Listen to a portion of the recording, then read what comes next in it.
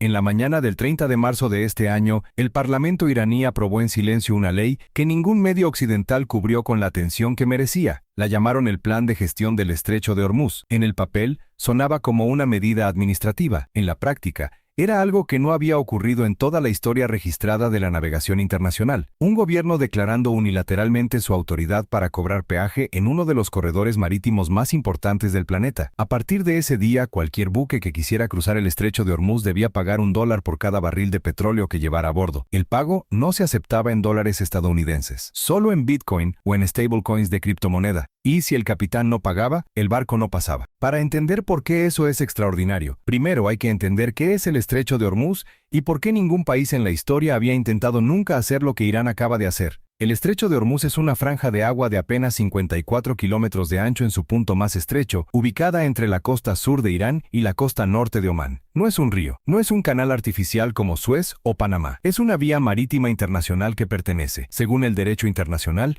a todos los países del mundo simultáneamente. El principio que gobierna el paso por esas aguas se llama tránsito inocente y lleva siglos siendo uno de los pilares del comercio global. Ninguna nación tiene el derecho legal de cobrar por ese paso. Ninguna. Ni las potencias más grandes de la historia lo intentaron. Y sin embargo, Irán lo hizo. Lo que hace esta historia todavía más impactante es que Irán no lo hizo desde una posición de fuerza convencional. Lo hizo después de que la Marina de los Estados Unidos destruyera más de 120 buques de guerra iraníes en 39 días. Lo hizo con su infraestructura militar devastada, con sanciones económicas que le cortaban el acceso a casi todos los sistemas financieros del mundo, y con su líder supremo Mojtaba Jamenei fuera de la vista pública desde el primer día de la guerra. Irán montó una aduana ilegal en el corredor marítimo más importante del mundo, no porque tuviera la fuerza para hacerlo según las reglas tradicionales del poder naval, sino porque había pasado décadas preparando exactamente este tipo de movimiento.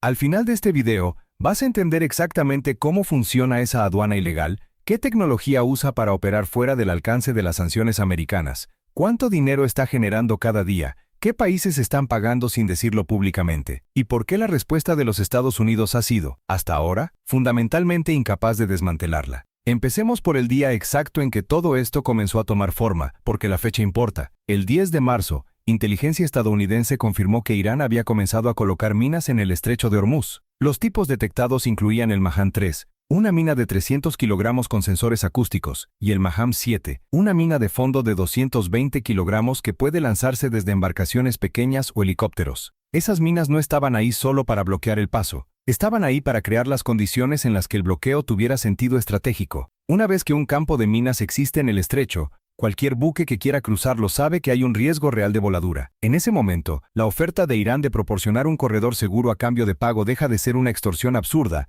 y se convierte en una propuesta que los armadores del mundo deben considerar en serio. El 9 de abril, la Guardia Revolucionaria Islámica hizo algo sin precedentes. Publicó un mapa, una carta de navegación oficial del Estrecho de Hormuz, con los carriles marítimos internacionales marcados como zonas de peligro. Era la primera vez que Irán admitía públicamente haber colocado minas en esas aguas. Pero el mapa hacía algo más que confirmar lo que todo el mundo ya sospechaba. Les decía a los buques comerciales exactamente a dónde ir en cambio. Un corredor estrecho de 5 millas de ancho cerca de la isla Larak. Para usar ese corredor, cada barco debía enviar su número de identificación, la lista completa de tripulantes, una descripción detallada de la carga, el historial de propiedad del buque y el destino final, todo ello a contactos vinculados directamente a la Guardia Revolucionaria. A cambio, el barco recibía un código de radio que funcionaba como permiso de tránsito. Sin el código, no había paso. Entiende lo que eso significa en términos prácticos. Irán no simplemente cerró el estrecho. Irán construyó un punto de control, un sistema de registro y autorización que le da a la Guardia Revolucionaria un cuadro de inteligencia completo de cada barco, cada tripulación y cada carga que cruza el corredor. Saben qué empresa es dueña del buque, saben qué bandera lleva, saben a dónde va el petróleo, saben quién lo compró. Y todo eso lo saben antes de que el barco haya cruzado siquiera la primera milla del corredor.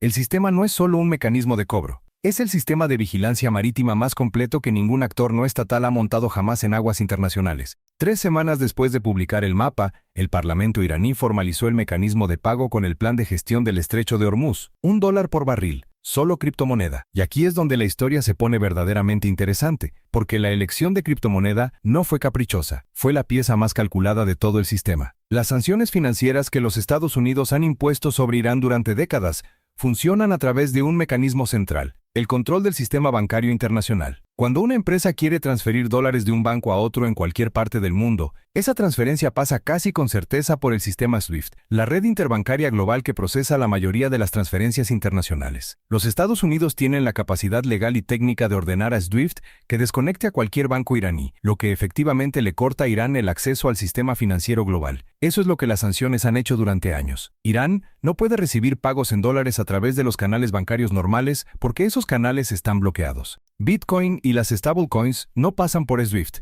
No tienen un banco central. No tienen un punto de control que los Estados Unidos puedan presionar para cortar el acceso. Una transferencia de Bitcoin de un comprador en Shanghái a una billetera controlada por la Guardia Revolucionaria en Teherán no pasa por ningún banco. No requiere aprobación de ninguna autoridad financiera regulada. Viaja directamente de una billetera a otra a través de la cadena de bloques, que es pública, permanente y completamente descentralizada. Los Estados Unidos pueden ver la transacción en la blockchain si saben dónde mirar, pero no pueden detenerla. Esto no es una teoría. Irán lleva años usando criptomoneda para evadir sanciones a escala más pequeña. El Departamento del Tesoro de los Estados Unidos ha sancionado direcciones específicas de billeteras de Bitcoin vinculadas a la Guardia Revolucionaria en múltiples ocasiones desde 2019. Cada vez que sanciona una billetera, la Guardia simplemente crea otra. El gato y el ratón que los reguladores financieros han estado jugando con Irán en el espacio cripto durante años llegó ahora a su expresión más audaz. Irán está usando ese mismo mecanismo para cobrar peaje en el corredor marítimo del que depende el 20% del petróleo mundial. Hagamos los números, porque los números son lo que hace que esto sea verdaderamente desconcertante para los planificadores en Washington. Antes de la guerra, por el estrecho de Hormuz pasaban normalmente entre 130 y 140 buques al día. Desde que el sistema de aduana ilegal entró en operación, ese número cayó drásticamente. Según estimaciones de analistas del mercado naviero,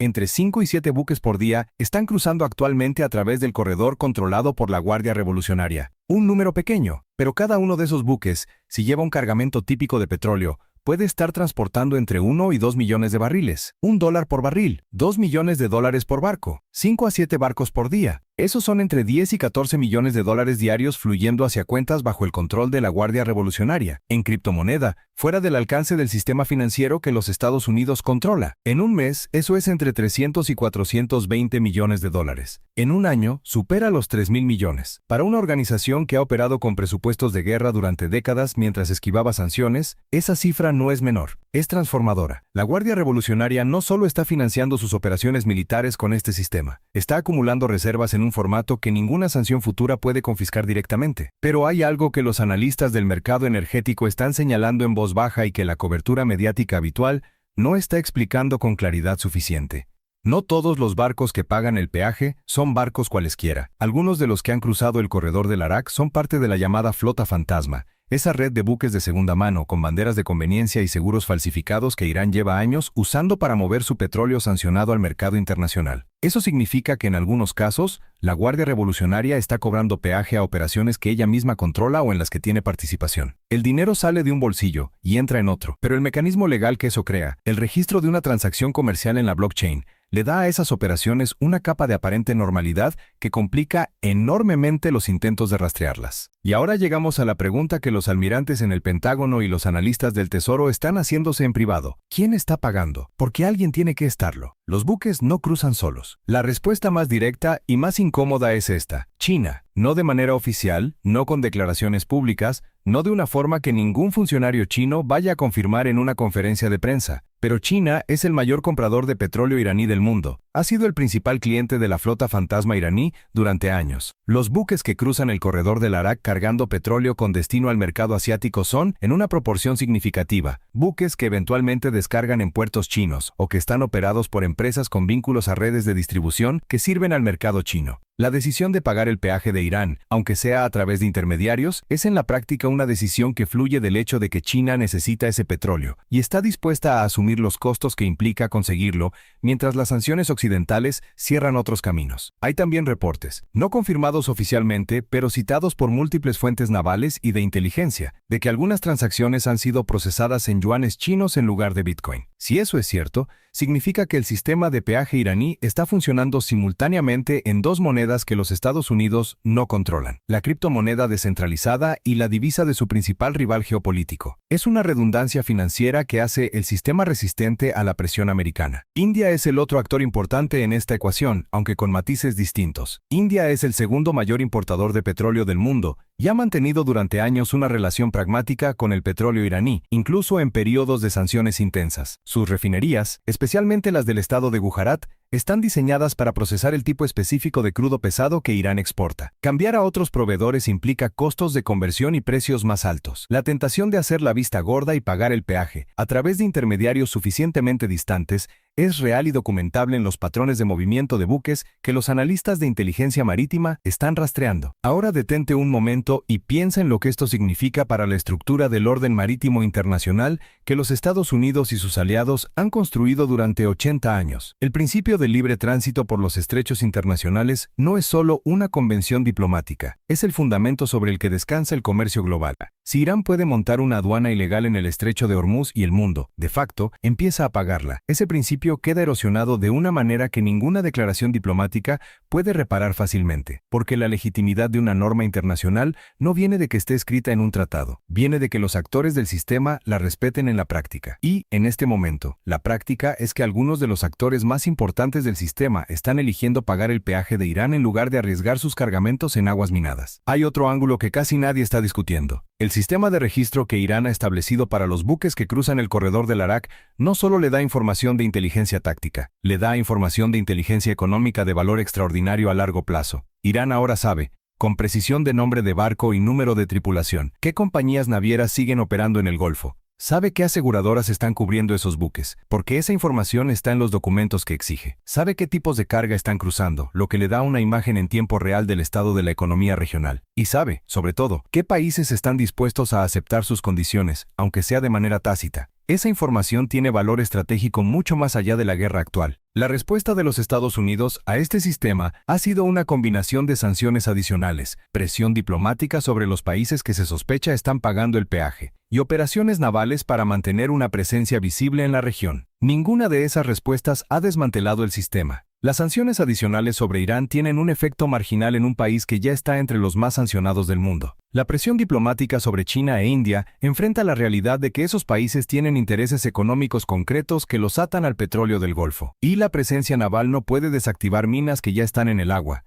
no puede interceptar transacciones de blockchain, y no puede convencer a los armadores del mundo de que el riesgo de cruzar aguas minadas sin el código de la Guardia Revolucionaria es menor que el costo de pagarlo. Hay un detalle en la historia de este sistema que resume su lógica de una manera que los economistas y los estrategas militares encuentran igualmente perturbadora. El sistema fue diseñado para ser exactamente tan costoso de desmantelar como resulta rentable mantener. Desactivar el campo de minas en el estrecho requiere semanas o meses con equipo especializado que la Marina americana no tiene disponible en cantidad suficiente en la región, como hemos documentado en otros videos de este canal. Sin desactivar el campo de minas, el corredor del Arak sigue siendo la única opción viable. Mientras el corredor existe, el sistema de cobro existe. Y mientras el sistema de cobro existe en blockchain, ninguna sanción financiera puede interrumpirlo directamente. Aquí es donde la conversación cambia fundamentalmente, porque lo que Irán ha construido en el estrecho de Hormuz no es solo un mecanismo de extorsión temporal que desaparecerá cuando la guerra termine. Es un prototipo. Es la demostración práctica de que un Estado con recursos limitados y una marina convencional destruida puede ejercer control funcional sobre una vía marítima internacional usando una combinación de armas asimétricas baratas, tecnología financiera descentralizada e inteligencia de precisión sobre las dependencias económicas de sus adversarios. Esa demostración tiene audiencia. Beijing la está observando. Moscú la está observando. Cualquier actor que alguna vez haya querido controlar un estrecho o un corredor marítimo y no haya tenido los medios convencionales para hacerlo, está tomando notas. El caso más obvio es el estrecho de Taiwán. China lleva 30 años estudiando cómo ejercer control sobre ese corredor en caso de conflicto. El manual que Irán está escribiendo en el estrecho de Hormuz, minas más corredor controlado más pagos en moneda no dolarizada más recopilación sistemática de inteligencia económica, es perfectamente transferible a ese contexto. Si el mundo acepta, aunque sea tácitamente,